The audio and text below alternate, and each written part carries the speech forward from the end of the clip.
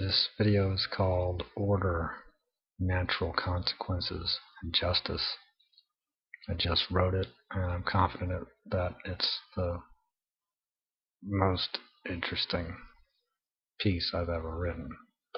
So thank you for taking a look at it, taking a listen.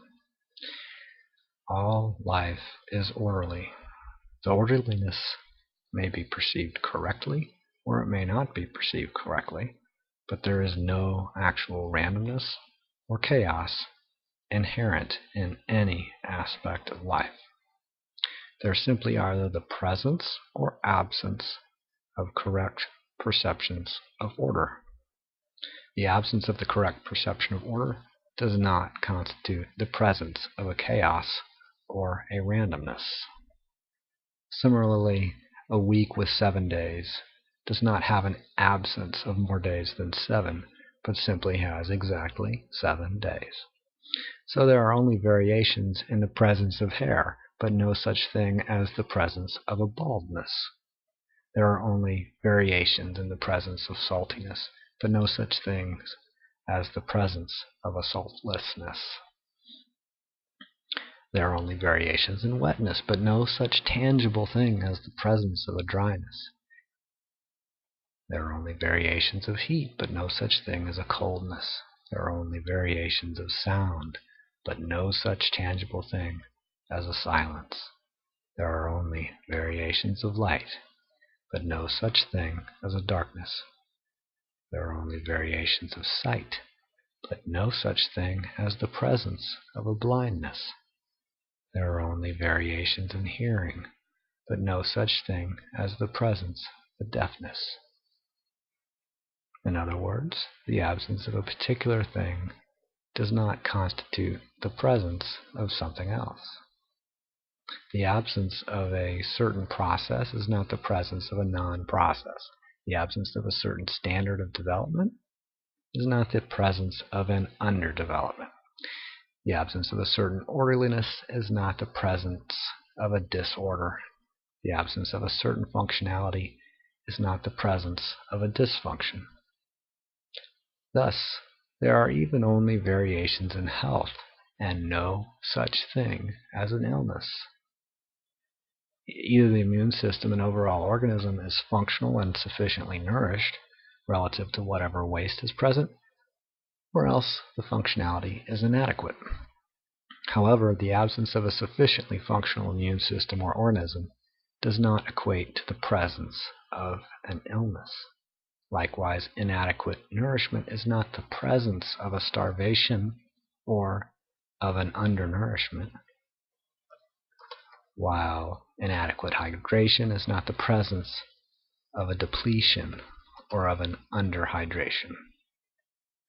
Further, just because humans do not hear the same range of sound as a typical dog, is the variation in the capacity to perceive sound the presence of a deafness.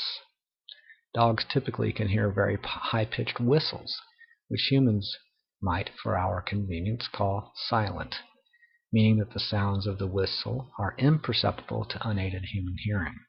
But still, we do not say that all humans have an ultrasonic deafness or a deficiency for hearing ultrasonic pitches. We simply have exactly the range of hearing that we have. The fact that human eyes do not perceive infrared light does not mean that humans have the presence of a blindness for the infrared spectrum. Similarly, dogs may not be able to perceive color, but that is not the presence of a color blindness. That is just the presence of a certain capacity for vision. Going even further into a sillier example, a black and white television mechanism does not have a color impairment.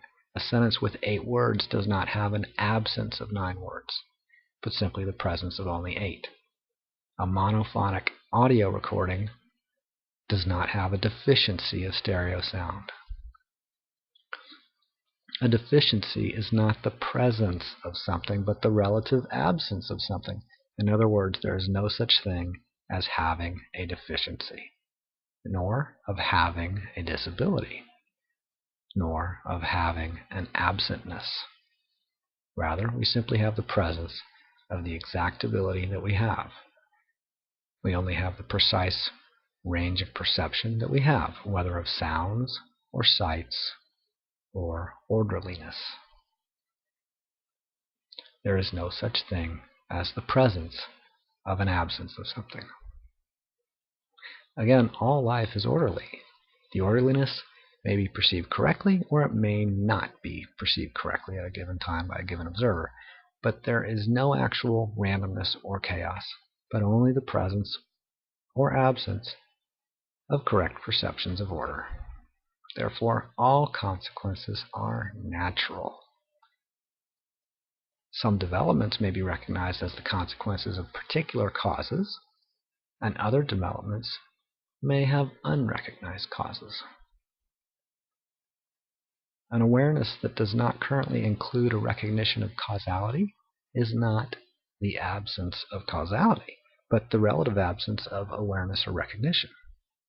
For instance, just because human hearing might not hear the vibration of a dog whistle, that does not mean that there's no reason that the dogs reliably start barking when they hear what humans may not hear. Any one organism's ability to predict natural consequences in any particular case never constitutes the absence of natural consequences. There's no such thing as the absence of natural consequences. There are no other kinds of consequences except natural and orderly consequences. Humans, by the way, are part of nature, so consequences imparted or imposed by humans are not unnatural. They're natural consequences imposed or imparted by humans. So there will always be variations in the capacity to accurately recognize and predict patterns of cause and effect. For instance, dogs will never be intellectually equal to humans, and humans will never be perceptively equal to dogs, even if using hearing enhancement technology. No two things are literally equal. If two things are distinguishable from each other in any way, they're not absolutely equal, even if they may be generally equal in some quality, such as being very equal in weight, or in height, or in age. All developments are just. In fact, all developments are just what they are, and none of them is anything else. There is no such thing as the presence of an injustice. There's no such thing as the absence of anything. There is no such tangible thing as the absence of order, nor the absence of natural consequences, nor the absence of justice, nor the absence of awareness, nor the absence of infrared sight, nor the absence of health, nor the absence of equality, nor the absence of a deafness. There are only variations in presence, in order, in perception, in functionality, in intelligence, in health, in consequences, in curiosity, in clarity, and so on. Variations in conversation. Thank you for taking the time to expose yourself to this content. I welcome your feedback.